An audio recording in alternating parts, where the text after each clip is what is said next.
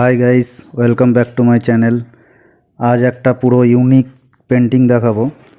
Unique painting বলতে এতদিন শুধুমাত্র গার্মেন্টস মানে জামা কাপড়, শাড়ি এগুলোর উপর পেন্টিং করে দেখিয়েছি। আজকে একটা রাবার শুয়ের উপর পেন্টিং করে দেখাবো তোমাদের। এই পার্সেলটা আমার এক ইউটিউব সাবস্ক্রাইবার পাঠিয়েছে। আই থিঙ্ক দুটো প্রোডাক্ট আছে, পেন্টিং করার জন্য পাঠিয়েছে। তো চলো ওপেন করে দেখা যাক কী আছে প্রোডাক্ট দুটো।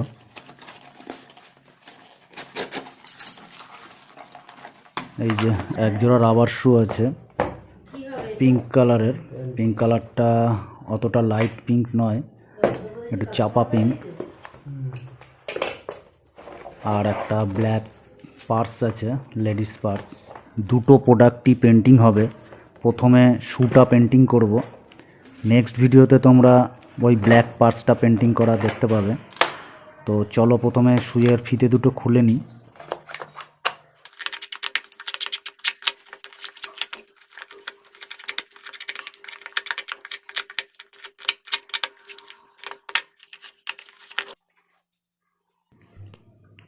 পিঙ্ক কালার দিয়ে শু দুটো প্রথমে পুরো কভার করে নেব।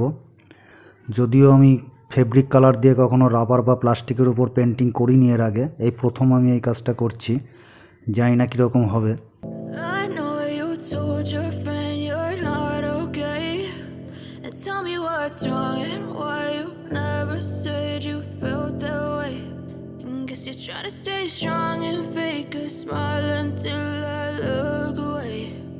But I've known you too long, it hurts to watch your blue eyes fade to grey as you fade away,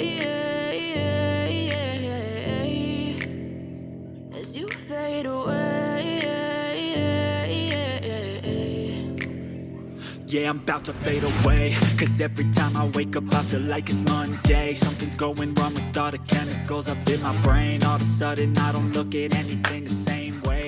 দুটো জুতোই পিঙ্ক কালারে পুরো কভার করে নিয়েছি, তারপর শুকিয়ে নিয়েছি।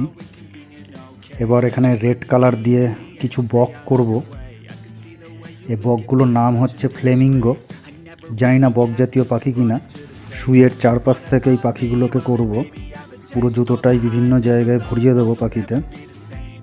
এই পাখিগুলো আঁকা খুবই সহজ, যাদের একটু ড্রয়িংয়ের সেন্স আছে তারাই পারবে। এই পাখিগুলো পেন্ট করতে আমার তো হেভি লাগছে, আর কালার কম্বিনেশনটাও আমার খুব পছন্দ হয়েছে। কাস্টমার বলেছে এটা লেডিস শু হবে, আমার তো কম্বিনেশনটা দারুণ লাগছে। আশা করি পছন্দ হবে। তো বন্ধুরা, তোমাদের কালার কম্বিনেশনটা কেমন লাগছে প্লিজ কমেন্টে জানিও।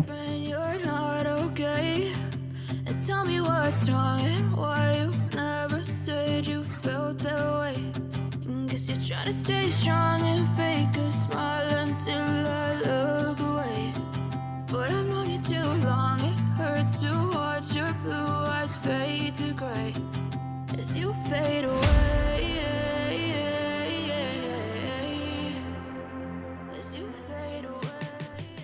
পাখিগুলোতে কালার ভেরিয়েশন সেরকম দেব না, রেড কালার দিয়ে বডিটা করে নিয়েছি, আর হোয়াইট কালার দিয়ে ঠোঁটটা করছি, আর ব্ল্যাক দিয়ে আউটলাইন করে নেব।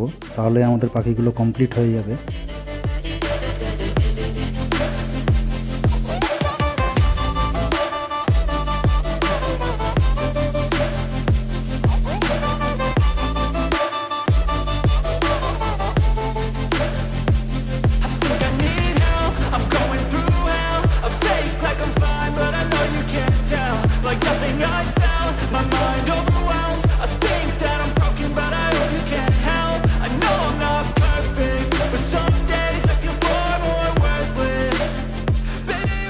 দুটো শুই কালার করা প্রায় কমপ্লিট, কিন্তু এখনও একটা লাস্ট কাজ বাকি আছে, যেটা না করলে শু দুটোর কালার পেন্টিং মানে কালারের লং লাস্টিং হবে না, কালার উঠে যাবে। সেটা হচ্ছে আমি লাস্টে একেবারে অ্যাক্রিলিকের মিডিয়াম দিয়ে নেব।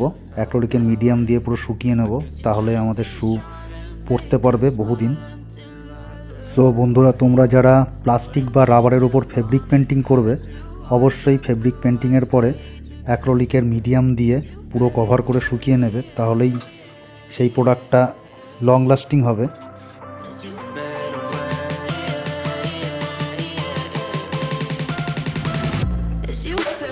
সো গাইস, শু পেন্টিংটা কেমন হলো কমেন্টে অবশ্যই জানিও। আর আমার ভিডিওটা যদি ভালো লাগে থাকে অবশ্যই লাইক অ্যান্ড শেয়ার করো।